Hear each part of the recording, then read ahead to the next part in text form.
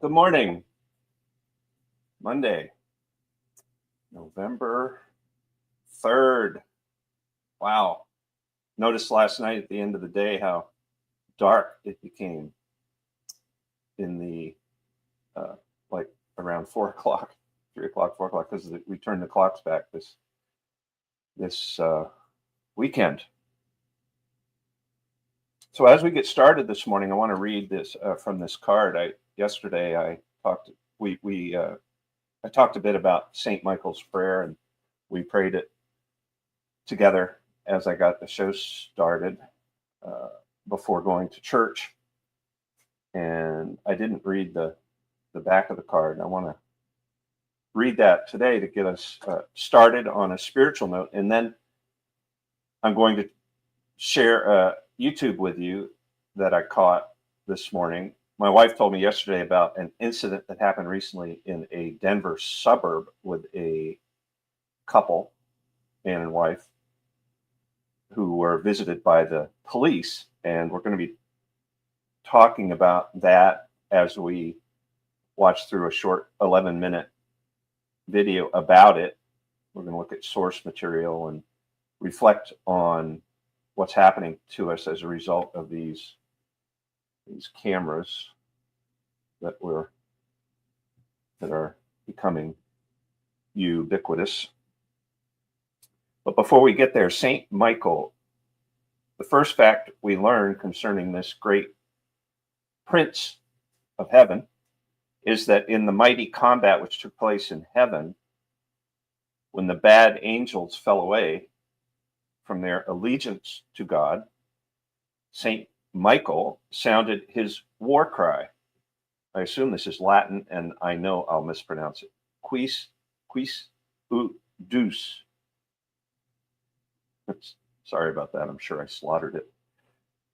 It means in English, who is like God?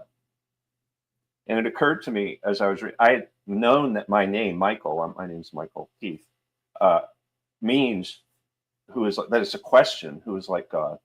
But I've always been kind of uncertain about what is actually meant by the question, who is like God. And it came to me as I was preparing for the show this morning that it means that it's Michael going to battle with Satan, who fell from his place in the created order because of pride. He wanted to be like God. And so Saint Michael, his battle cry, you ain't like God. Who is like God? You ain't it. Nobody's like God. God is God. That's the meaning of that. Joined by the good angels, Saint Michael drove Satan and his legions from heaven and plunged them into the depths of hell. And next we hear his praises from no less an authority than Saint Gabriel the archangel, who, speaking to the prophet Daniel, says, Michael, one of the chief princes, Michael your prince, and Michael the great prince, who standeth for the children of thy people. Those are all taken from the Old Testament book, Daniel. St. Thomas says of him, St. Thomas Aquinas says of Michael, that he's the breath of the Redeemer's spirit, who at the end of the world will combat and destroy Antichrist, as he did Lucifer in the beginning. And if you want to make sense of everything that's happening around you right now, materially and economically and politically and culturally, there's no better way than to reflect on this thought. Michael is the breath of the Redeemer spirit, who at the end of the world, maybe we're there, maybe we're not, will combat and destroy Antichrist as he did Lucifer in the beginning. So we Christians have hope, even if it is the end of the world, and even if whatever, darkness is in our future in any way, shape, or form. As Christians, we know we're not alone in this gloom and doom battle. We know that Saint Michael, the one who defeated Lucifer, is on our side, not on the side of wokeness, not on the side of kitty litter boxes in the corner of classrooms, not on the side of turning Maine school children into homosexuals, not on the side of pedophiles in power, in the positions of highest power in our state and in our nation. That's Satan's side. That's not St. Michael's side.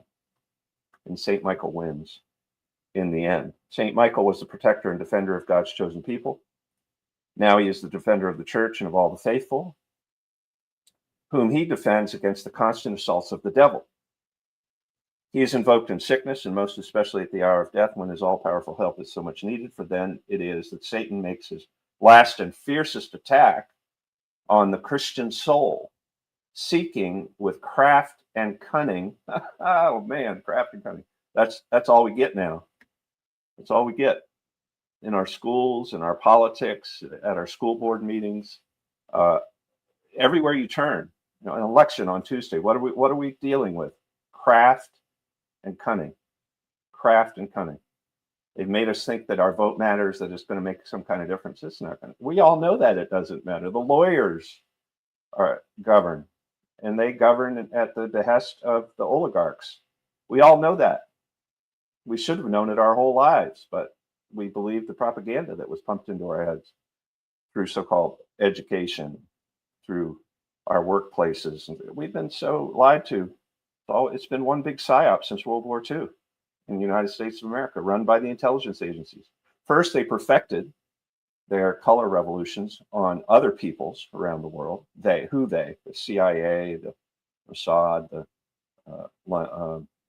MI6, the intelligence agencies. They perfected these methods, and then they invented the internet, and then they released the internet, the consumer version of the internet, and it's a psyop. Especially if you're on Facebook, you are embedded. Your consciousness, your mind, your soul is embedded in a psyop. And it's been poisonous and powerful ever since long before I was born. This particular version we're dealing with was spun up right after World War II, but it's full of craft and cunning, with fears and despair to drag it down to hell. Your soul at death, that's when Satan's last chance to make him yours.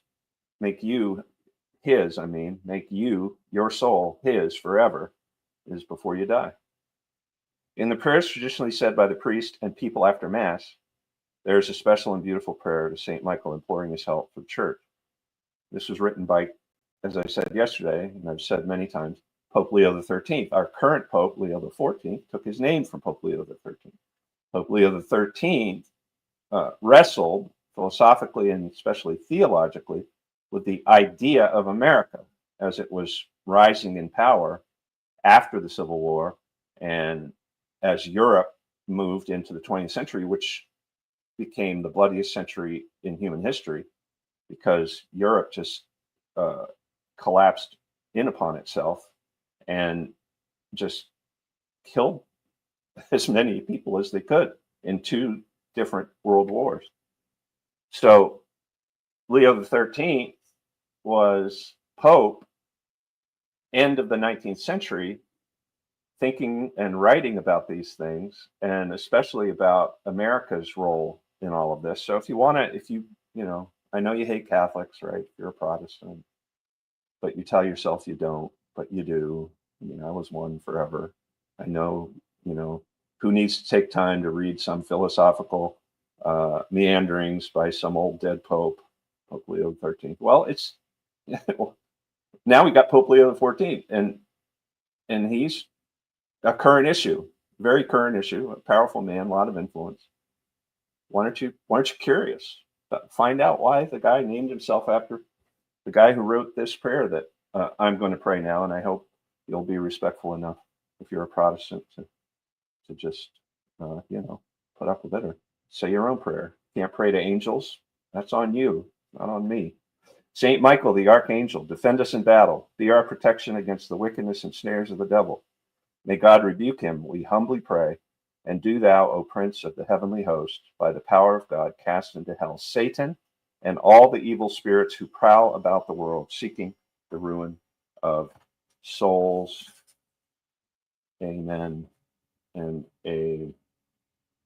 All right, so let me pull this up here. I found this YouTuber a while ago. He does a great job.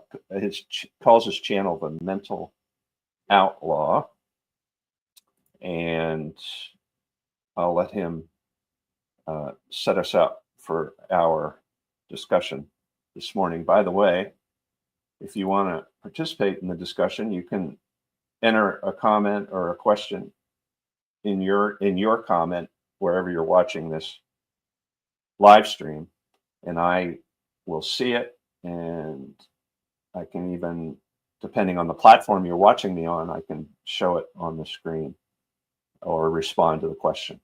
So here we go. We are living in a surveillance state. Whether you live in a city or a suburb, you probably can't even walk 5 blocks in any direction without some kind of security camera recording you. And this is especially true if you are driving a vehicle. There are companies dedicated to tracking every vehicle's movement, like Flock, that have AI-powered license plate readers, and they have contracts with thousands of cities across this country to set up these readers on busy streets to track where every citizen's vehicle goes and when they go. Did you know that? Did you know that? I'll bet that Flock is probably a Palantir project, Peter Thiel. Did you know that your license plate, if I drive into Augusta, I wonder if, like when I go to church this morning, I wonder if I'm going to drive by these Flock cameras and they're going to be keeping track to the nanosecond of when I drove by those cameras. You're going to see why this becomes important here in a minute, because this just happened in real life. But that, I don't know, that offends me. I think that is a violation of, is it the Fourth Amendment? One of the constitutional amendments. To me, it's clearly, that is the government breaching my privacy, my sovereignty. That is the government. I wish I had the constitutional words on the tip of my tongue, but they need a warrant in order to have information like that. Like what? Information about when I'm going to church and when I'm returning from church in my car, in my private automobile. They need to be forced. Who's they? The government, all governments, local, state, and national in the United States of America, in order to be constitutional, they need to be forced to go before a judge and get a warrant if they want to be doing that kind of surveillance on any citizen of our country. This is ridiculous that we've allowed this technology to get to this point. Like I always say, if you're so hepped up on these cameras in public places, then let's point them toward everyone who's on the public payroll. Let's point them at all the public servants in their offices. Let's put cameras in the polling places that will run the whole time, and let's make everything that happens in the polling place when we vote, make that find some way to make that totally transparent. Everything about it. That's where the cameras need to be pointed, and we're seeing the effect of that here in Maine because of the incredible work that at TruthSlinger X, at the @ TruthSlinger X, is doing on X, because he has taken upon himself the duty of live streaming the school boards around Maine who have been forced by citizens interested in transparency to live stream their school board meetings. And it's revolutionizing the whole pushback against the woke insanity inside of our public schools. I give Tim Bodnar's his name a lot of credit for jumping in with his incredibly with his awareness, his ability to use X and to use live streaming technology to bring that to the public. And it's been incredibly powerful. That's where the cameras ought to be used. They ought not be used at traffic lights or just in general public kind of thing, surveilling every single citizen. That can't be allowed to emerge as a reality in Maine or anywhere in the world, as far as I'm concerned. We've got to take control and make this technology human, and it's not human. What you're going to see next is definitely not human, legal, appropriate, polite, right, moral, or anything. It's just plain ridiculous. And it's based on this abuse of this technology, these cameras. Do you really, seriously, if you're a left-wing communist, do you really want the camera at the traffic light to be automatically shooting you a speeding ticket or a ticket if you don't stop and on the line at the traffic light? Do you seriously? That's what you want? Yeah, because it tends to be the left, I think, that pushes so hard, sort of. But now you've got the right demanding this big time, going for like pre-crime kind of ideas within the MAGA movement, and dismissing the fact that this technology is being used to slaughter people using drones in the Middle East. They're basically testing out all of this technology in places where the American people are not going to be personally the victims of their mistakes. You know, so if they use the drone and they use Palantir's database to target someone in Hamas who lives in Gaza, and they end up killing the whole family, the women and children, you can't, if you did that in America today, there'd be such backlash that you'd have to shut it all down. But they can get away with it because they're halfway around the world in Israel, and because they control the media and they make sure nobody knows the truth about what's being done to the Palestinians and how it's being done. But this is what's being done, and this is how it's being done. It's being done with drones. It's being done with a centralized database that crawls through everyone's Facebook and X and Instagram accounts, and probably other data that you think is privileged, that you think is private. And they take all those data points and they combine them into a singular database, and then they create an algorithm that crawls through it. And if they find out that you're a Hamas guy, then they send the drone out and they put it on autopilot kind of thing and kills the whole family. Now they'll say, no, there's a human guy that has to make the final decision before the rocket gets launched or the drone goes in for the kill. But why are so many women and children being killed then? Why are so many innocent? It's like more women and children than anybody else that's being killed over there. So, and I think it's because one of the reasons is because this technology is evil. The use of this technology for that purpose in war is evil. Full stop. It's evil. Palantir should be dismantled, closed. Probably Google should be as well. Any of these big tech companies that are playing games with our personal data, with our private data, they need to be held accountable, big time. Yesterday, we should never have allowed this to get to this point, but we have. So how are we going to fix it? Well, do my part by live streaming and continuing to do email and continuing to speak the truth, even though, but, and we're going to, okay, I want to keep going here because this is crazy. This is crazy. You're going to agree with me. I don't care if you're left, right, communist, fascist, whatever you are. This is like, whoa, this is so over the top. Cameras are supposed to be a crime deterrent, and I do think that they work to some extent. I couldn't help but notice, since Halloween just passed, that petty vandalism, things like smashing jack.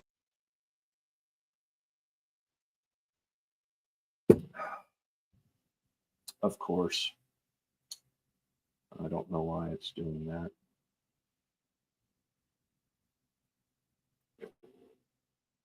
Let's see.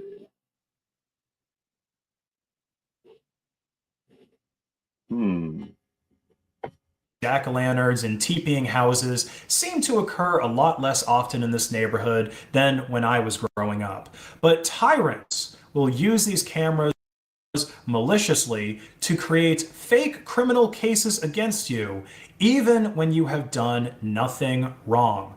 I stumbled upon this video that was recorded by a woman named Chrisana's doorbell camera, and it shows a police sergeant confronting her at her home about a package theft that he supposedly has a mountain of evidence for, showing that she was the thief. Let me go ahead and show you how this interaction goes.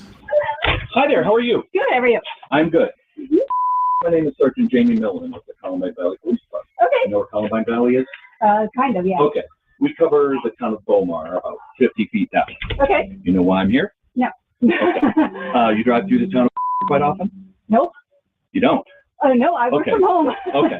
You know we have cameras in that town and you can't get a breath of fresh air in or out of that place without us knowing, correct? Okay. Okay. Just as an example, Okay. you say you don't drive there, but you've been driven through, what, 20 times this month? Probably my husband or I. Okay, but this is you, right? Both of us, yes. We Okay. both drive the same vehicle. Okay, so you know you're going to stand by. You don't know why I'm here. I do know. Okay.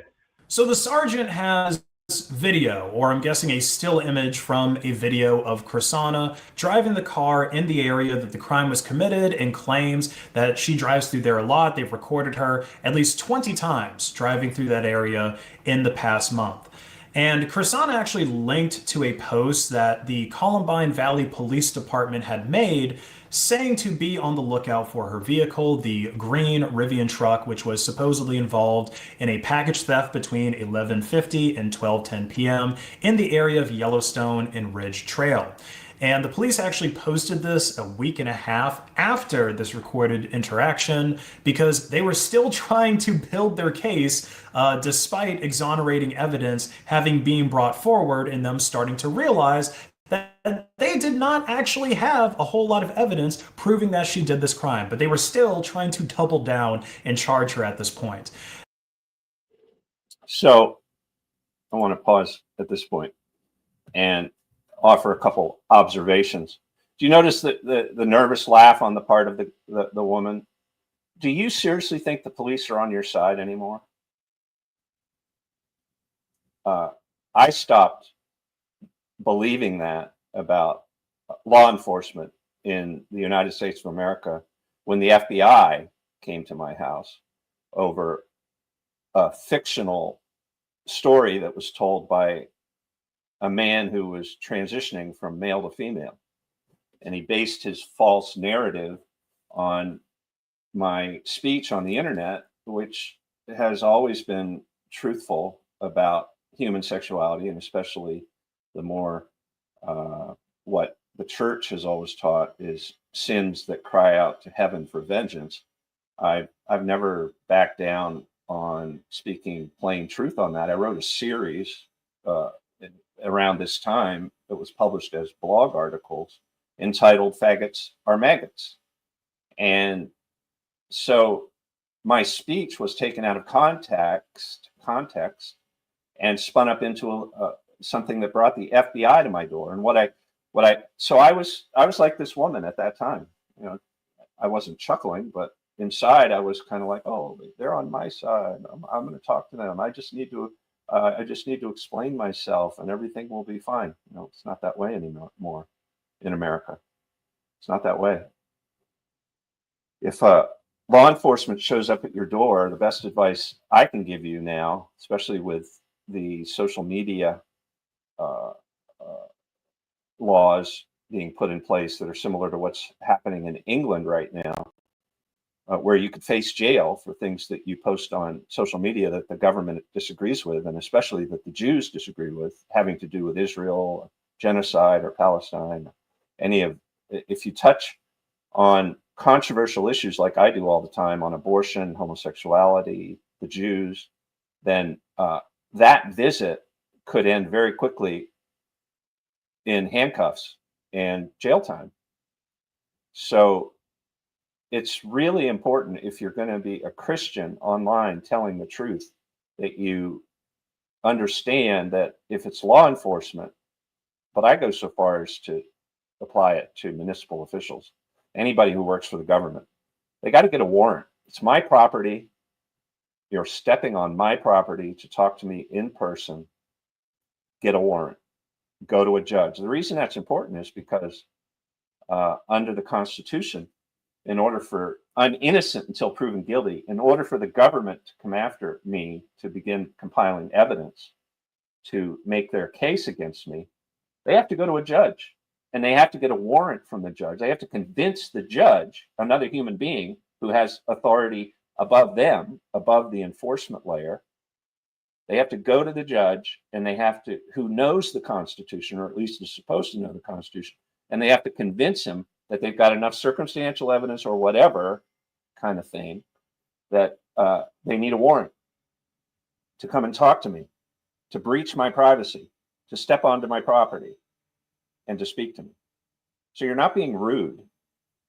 If you think you're going to be rude, lock the door. If you see them coming, lock the door. Don't open it. They can't.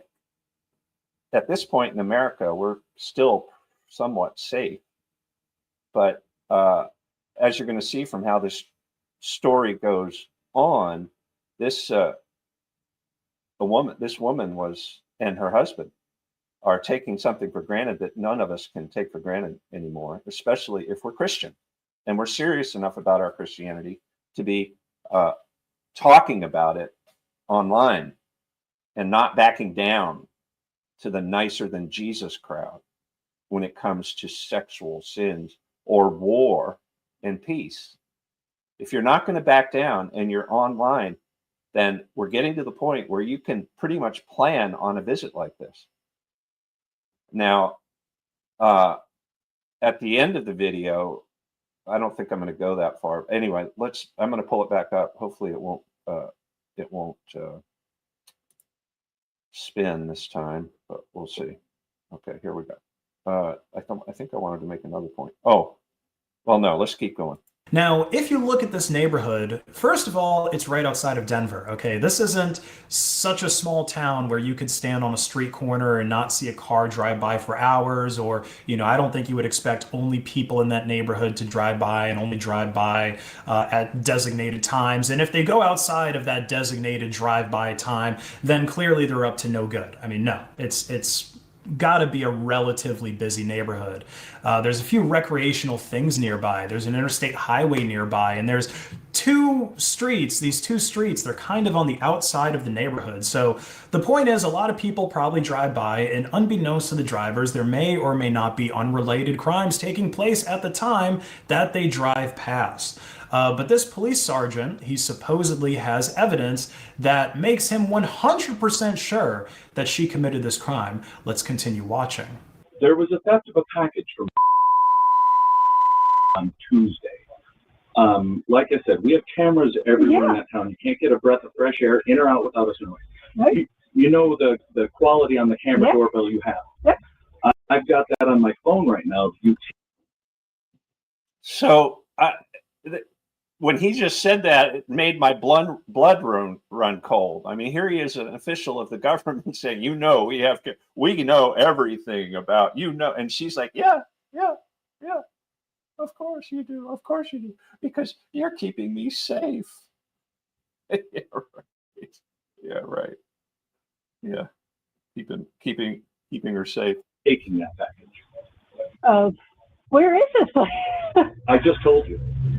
I don't know where it is. Okay, I have you on camera. Okay. You taking a package and walking away. Is there any reason why you would have done that? Nope.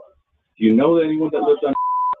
No. Okay, well then I'll make this easy. Since you're just going to deny it, I'm going to issue you a summons that you'll be showing up in court in Jefferson County. Well, can I speak?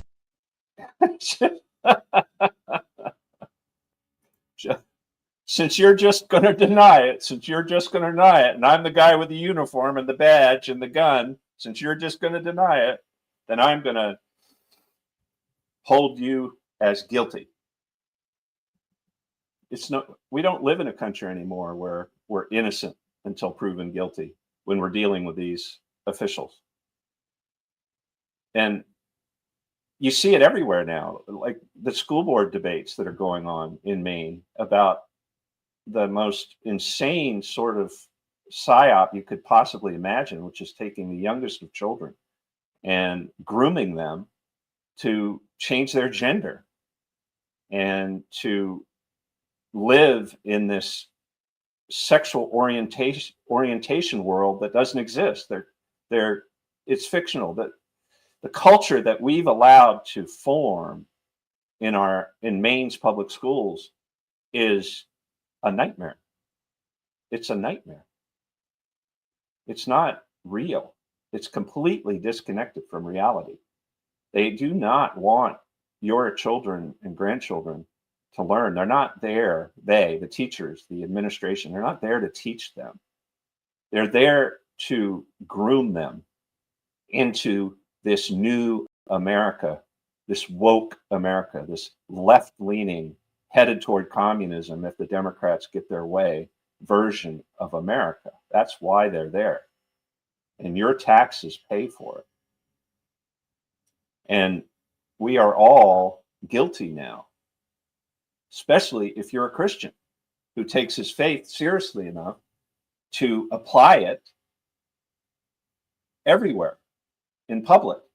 If you're that kind of a Christian, then you are guilty until you can prove yourself innocent, especially when it comes to the internet. And you know this is true because you, over the 2 decades that you've been using Facebook and Instagram and any other social media, especially big tech social media, have conditioned yourself. You've developed a vocabulary and a consciousness, a way of thinking and interacting on these platforms that makes you, even the best of us, into a victim. You are a victim. And if you don't believe it, just wait. The cops are coming to your house soon, especially if you stray off the reservation when it comes to our war making, America's forever war making everywhere. Look at us right now. I voted for Donald Trump because he promised to stop, bring an end to the forever war. Is he doing that? No, he's not doing that. He's lying that he stopped 8 conflicts or something. I mean, there's a few things in there that he can take credit for, that his administration indeed probably should take credit for. I can't name what they are because the biggest conflicts that he promised to solve, like on day one, are worse than ever. Ukraine, Gaza, worse than ever. And now we've got a new one, Venezuela. We got an aircraft carrier group steaming in. We got B-1 bombers on the ground, close enough to do their magic. We are addicted to war, to forever war. And we're all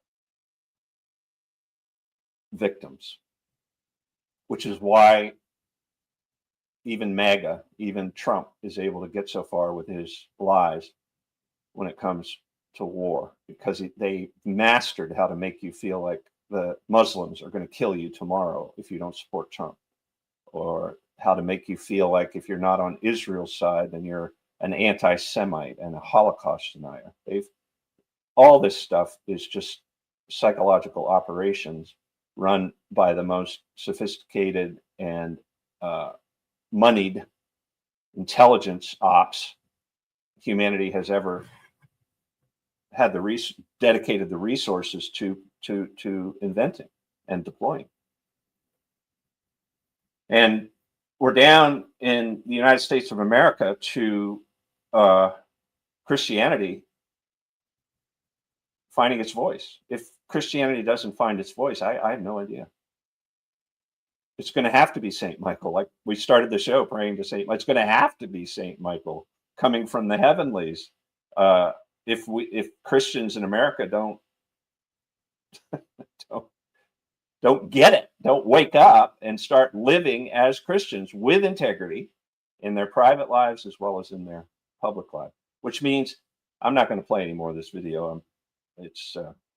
So what happens is that it's obvious what happens, right? The woman has cameras all over her Rivian. She has one of these all electric things that have cars that have cameras everywhere. And somehow she took the evidence that she was able to compile based on her own personal tech, proving where she was, and throw it in the face of the police.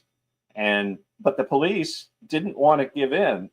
As we saw there, a week after they made this visit, and you can tell this guy's nervous. That's why he goes on the offense and starts attacking her and making her into a victim, because he knew his case was flimsy. He was sensing it. You could read between the lines. He was sensing that his case was flimsy. Well, they spent another week, and then they went public and with her car and everything. And of course, the end of the story is that she and her husband proved that that there's no way that they could have done it.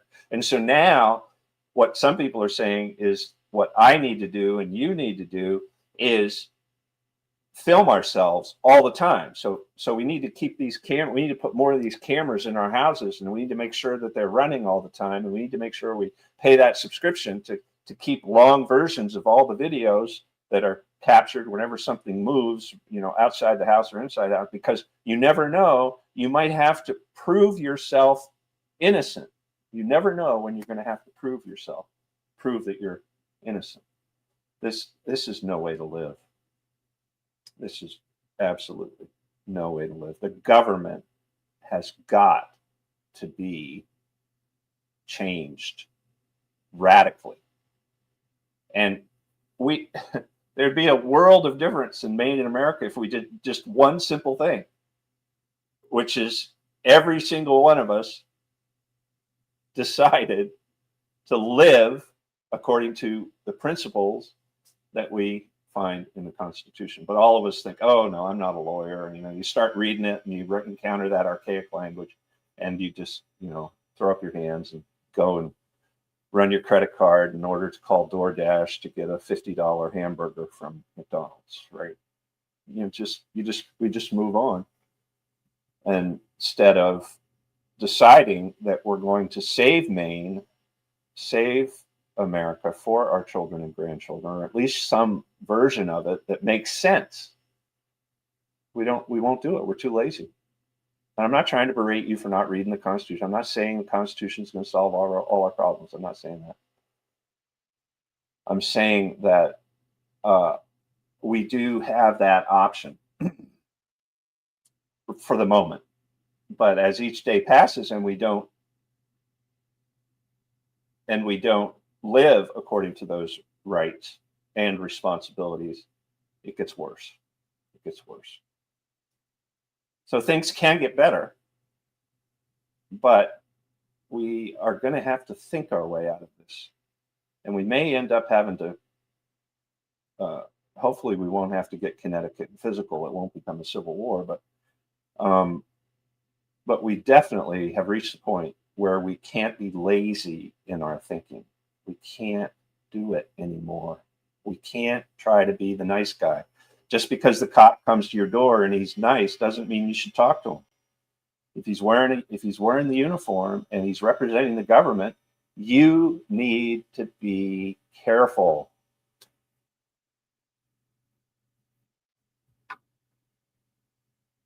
You don't need to speak to him.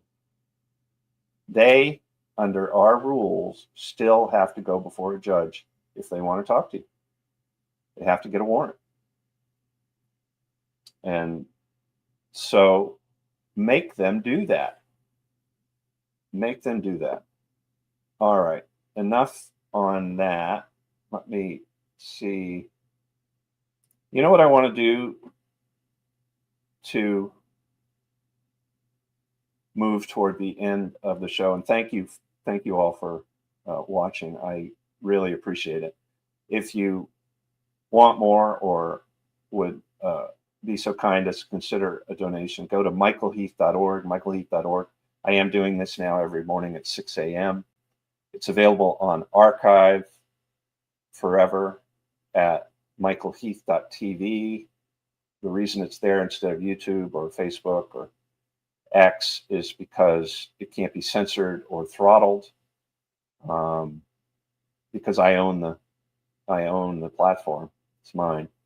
And so I can tell you to go there, and I know you'll be able to find it. I know it'll work, and I won't have to be worrying about appealing or getting canceled or having to craft the perfect vocabulary to stay under the minder's radar. These forces within the big tech platforms that are there to make sure Christians don't speak their mind, and that nobody speaks their mind unless it's approved by the government. So michaelheath.tv is where this gets archived. And I started reading through one of my favorite books when I was live streaming before. And let's see if I can pull this up. Yeah, there you go. And the book was written in the first decade of the last century by G.K. Chesterton, who started out Anglican, I believe, and entered the Catholic Church in his early adulthood. And I believe this book may have been written before he entered the Catholic Church, but don't quote me on that. I took the name Evan McKeon, which is my X handle, so it's at Evan McKeon, MACIAN. I took that name from this book. There's two main characters, and one of them is an Irish Catholic who, out of loyalty to the Mother of God, decides to challenge the publisher of a newspaper in London to a duel.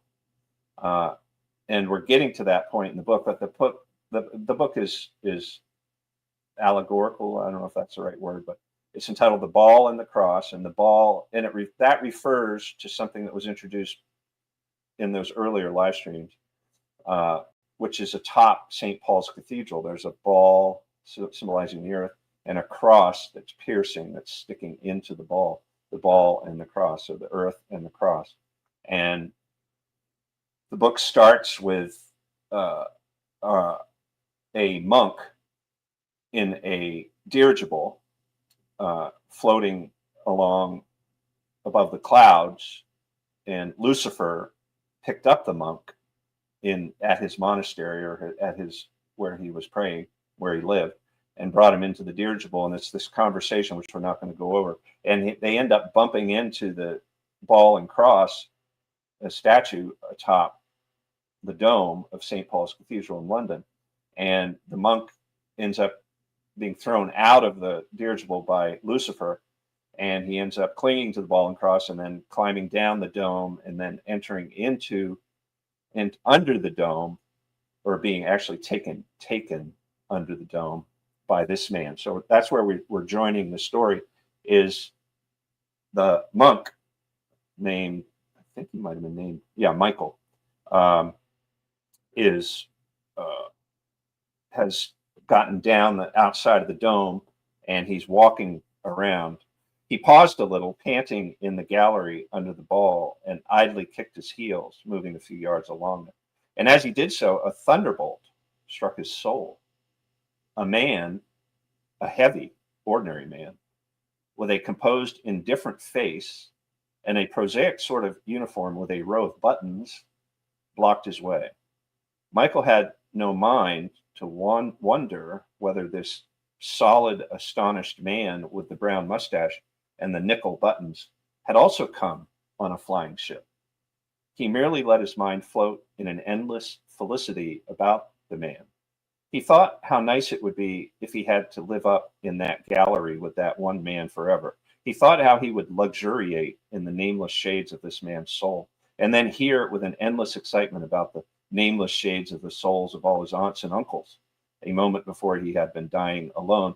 So previous to this, in the book, Chesterton paints this picture of the terror the monk feels as he's trying to slide down the dome, come from that high perch down the dome, and how terrified he was of dying. Now he was living in the same world that, with a man, an inexhaustible ecstasy. In the gallery below the ball, Father Michael had found that man who is the noblest and most divine and most lovable of all men, better than all the saints, greater than all the heroes, man Friday. In the confused color and music of his new paradise, Michael heard only in a faint and distant fashion some remarks that this beautiful, solid man seemed to be making to him, remarks about something or other being after hours and against orders. He also seemed to be asking how Michael got up there. This beautiful man evidently felt, as Michael did, that the earth was a star and was set in heaven. At length, Michael sated himself with the mere sensual music of the voice of the man in buttons. He began to listen to what he said and even to make some attempt at answering a question which appeared to have been put several times and was now put with some excess of emphasis. Michael realized that the image of God in nickel buttons was asking him how he had come there, and he said that he had come in Lucifer's ship. On his giving this answer, the demeanor of the image of God underwent a remarkable change. From addressing Michael gruffly as if he were a malefactor, he began suddenly to speak to him with a sort of eager and feverish amiability as if he were a child. He seemed particularly anxious to coax him away from the balustrade. He led him by the arm towards a door leading into the building itself, soothing him all the time.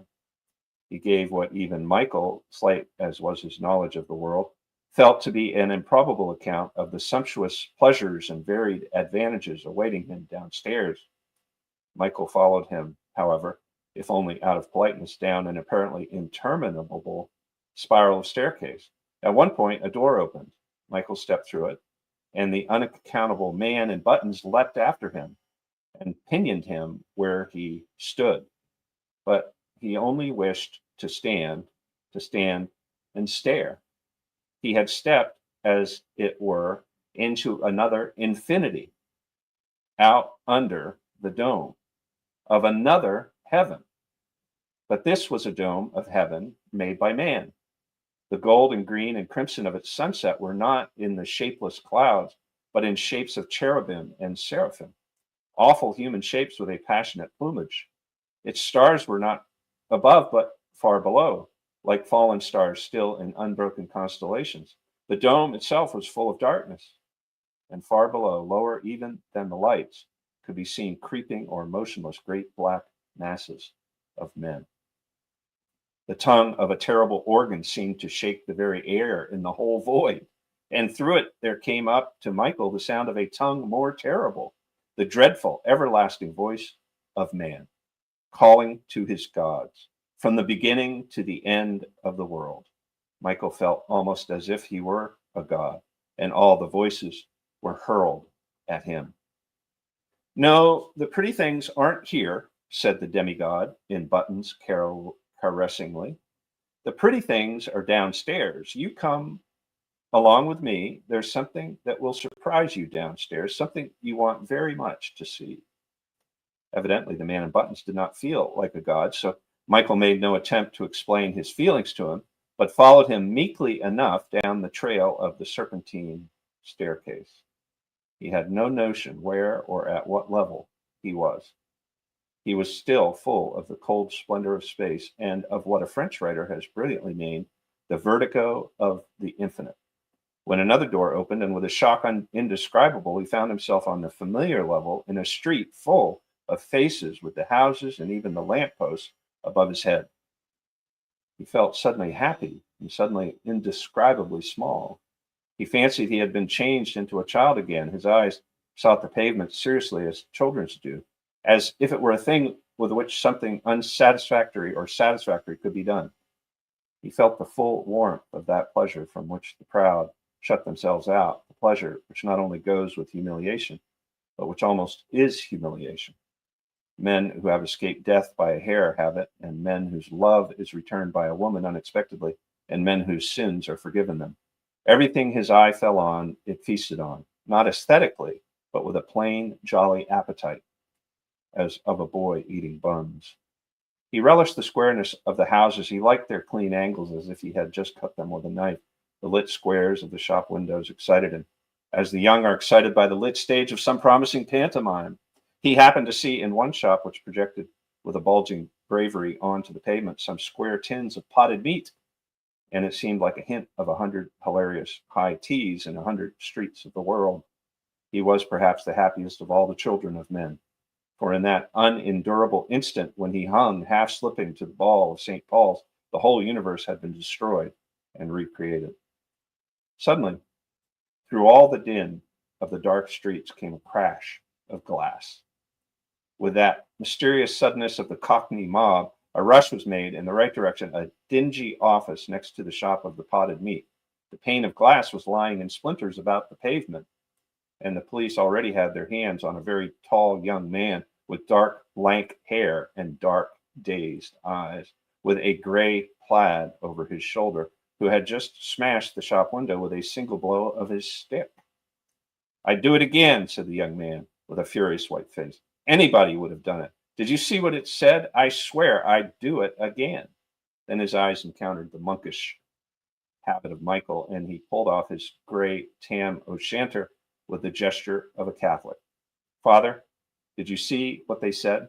he cried, trembling. "Did you see what they dared to say?" I didn't understand it at first. I read it half through before I broke the window. Michael felt he knew not how. The whole peace of the world was pent up painfully in his heart. The new and childlike world which he had seen so suddenly, men had not seen at all.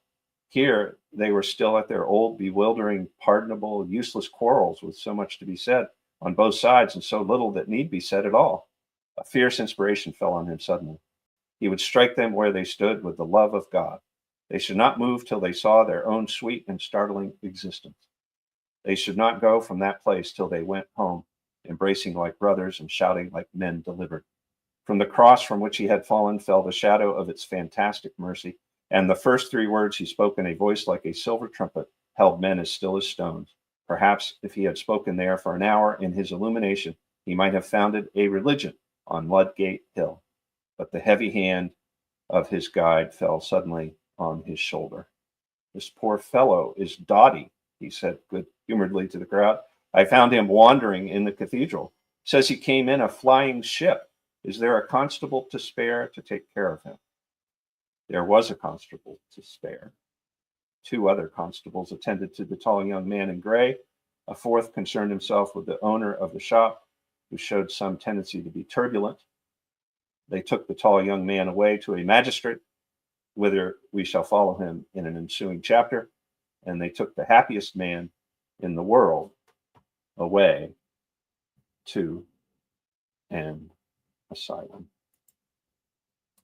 So that's chapter 1 of The Ball and the Cross by G.K. Chesterton.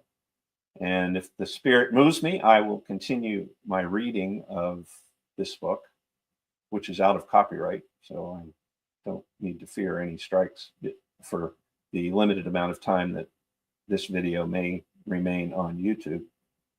But I read that book decades ago, and it went deep into my soul. It's I've read many of Chesterton's books since then, and I just love the idea. I was attracted to the idea of this young Irishman feeling so strongly about his understanding of God that he'd be willing to fight for it.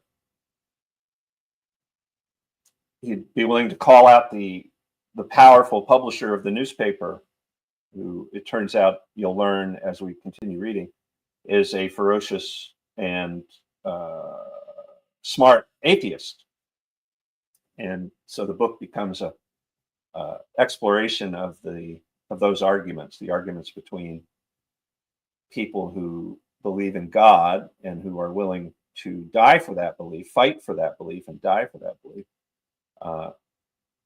and atheists, people who are determined to prove that God is a fiction and that the idea of God is unnecessary, and we can build a progressive and a better, more scientific, more technologically advanced civilization if we just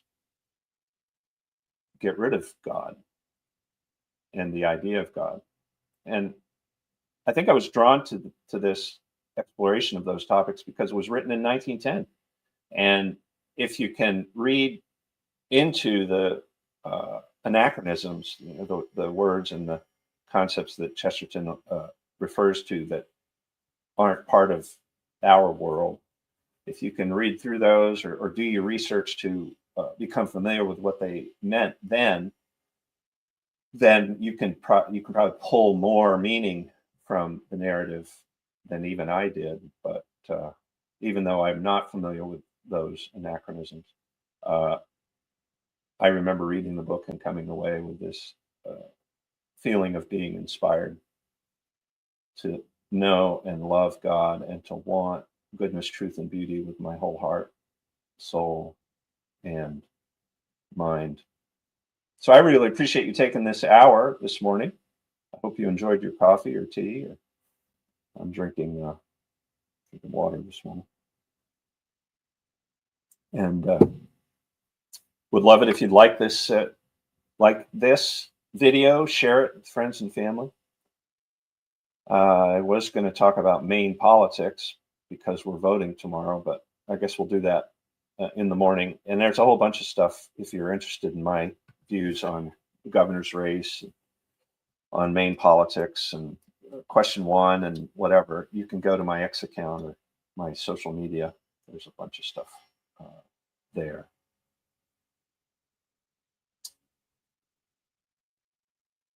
Let's pray as we conclude this morning.